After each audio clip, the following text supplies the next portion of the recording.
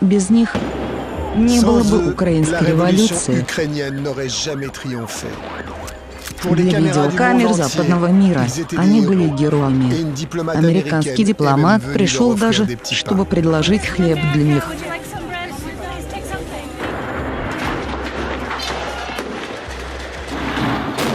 В феврале 2014 года эти уличные бойцы свергнули президента.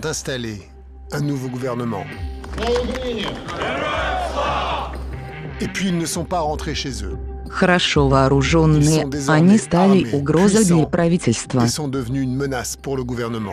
нас вони бояться найбільше. А бояться вони нас тому, що вони знають, що ми знаємо. Их батальоны вышли на улицы и ввели свой собственный новый порядок. В Одессе они были ответственны за массовое убийство. Вот когда зверь почувствует кровь. Для меня лично заслужили такую смерть. И мне их не жалко ни одной секунды. Кто эти люди за масками? Протипродажної маргінальної демократії. Каковы их политические цели? На кого они работают? Кто поддерживал их? Познакомьтесь с ополченцами, которые похитили украинскую революцию.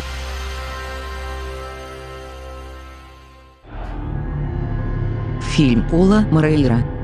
Украина. Маски. Революции.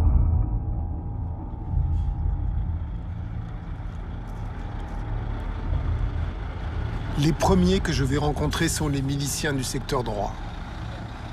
Nous sommes à 800 km, au sud de Kiev. La révolution est terminée depuis 18 mois.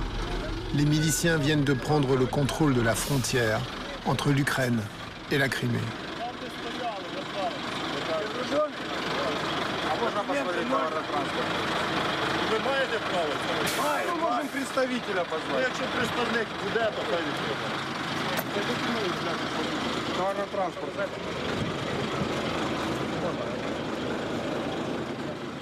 Plus aucun camion de ravitaillement ne peut passer.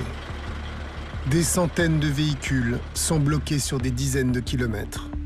Le secteur droit s'est arrogé le droit d'affamer la Crimée. La Crimée est une péninsule au sud de l'Ukraine. Elle est peuplée majoritairement de Russes.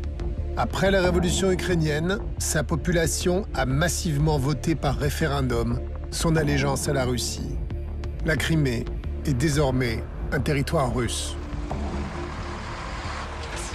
Власть України приналежить народу, а ми і є народ. Народ проти, щоб кормили окупанта. Все. В Криму, допустим, 60 тысяч российских войск. Вот они едят с наших рук, и нас же приходят и убивают. Вот и все. А пограничники официально, граница работает официально.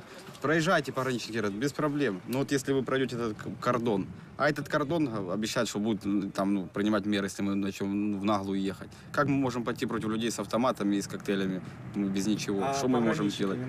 И милиция даже не может попросить. Она же там стоит, милиция за этим всем наблюдает. Честно сказать, даже чуть-чуть побаиваемся, что может произойти. Imposer un blocus à un territoire est un acte grave qui peut déclencher une violente riposte militaire. Pourquoi l'État ukrainien laisse-t-il faire une milice incontrôlée?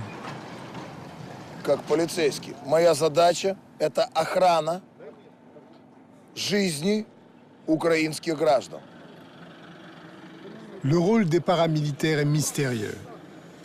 Est-ce qu'ils font le sale boulot pour le compte du gouvernement? Ou bien est-ce qu'ils ont kidnappé le pouvoir dans la rue? Comment ont-ils acquis une telle importance? Kiev, 2015.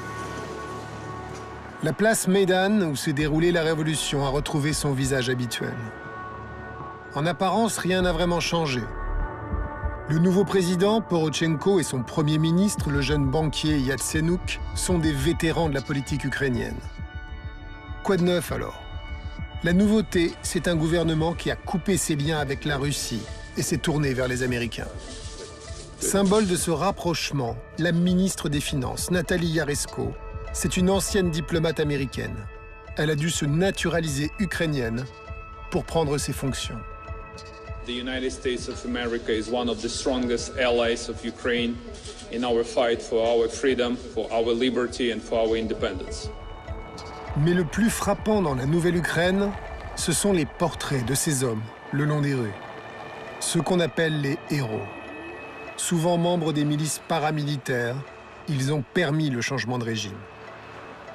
Il y a les morts, près d'une centaine d'entre eux a perdu la vie. Et puis il y a les vivants. Certains s'affichent sur des panneaux publicitaires géants pour les élections. Les milices sont devenues une force médiatique et politique. Leur porte-parole le plus célèbre, Igor Moïssychuk, a longtemps travaillé